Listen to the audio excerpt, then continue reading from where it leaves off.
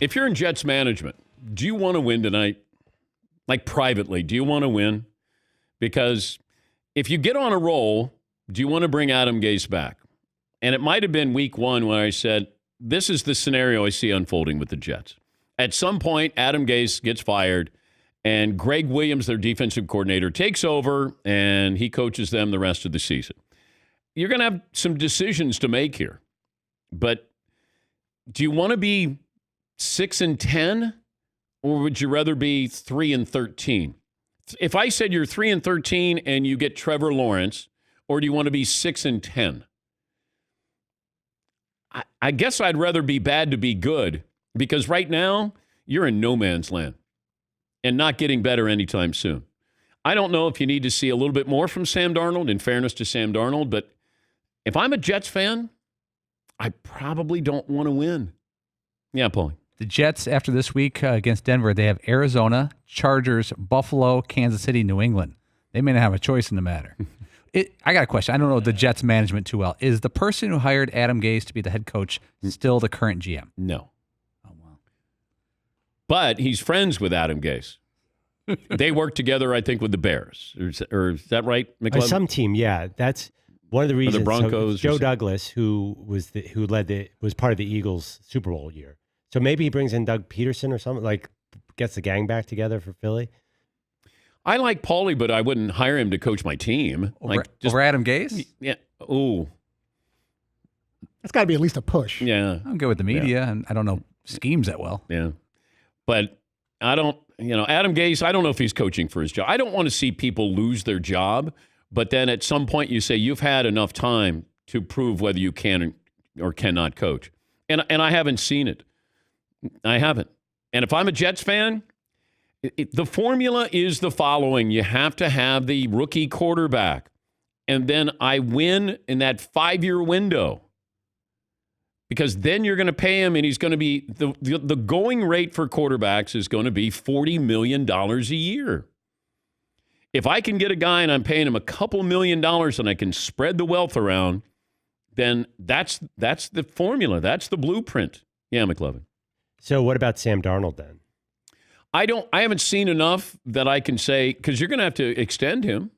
Like, you got to make that decision next year, right? Is this his third year? So they really have 5 if they want it. Yeah. But you usually make that decision. Yeah. And like the Bears already made their decision on Mitchell Trubisky. But yeah, you got decisions to make here. But I don't know. I don't know if Adam Gase is going to be the answer. I mean, they got Le'Veon Bell. Nobody wants to spend that kind of money on a running back, especially on his second contract. And then you had your 2 best defensive players who opted out.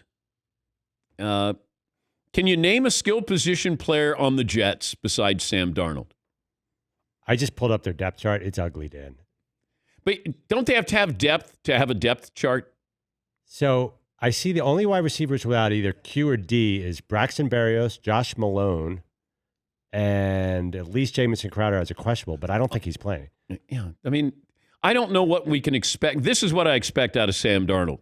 Darnold back to pass, and he's out of the pocket. He's going to have to run again.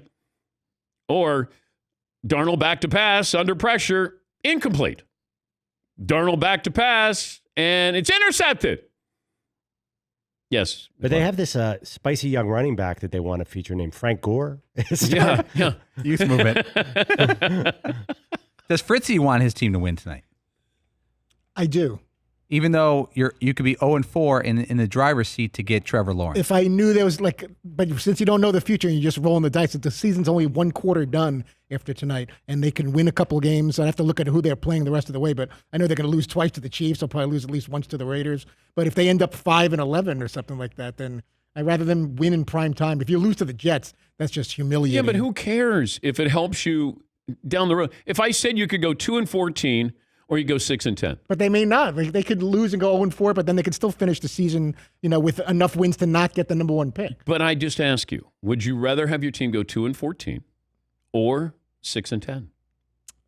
I'd have to go 2-14. As much as I like to see the Broncos so then win you as would much want to as lose possible. tonight. Yes, Eden.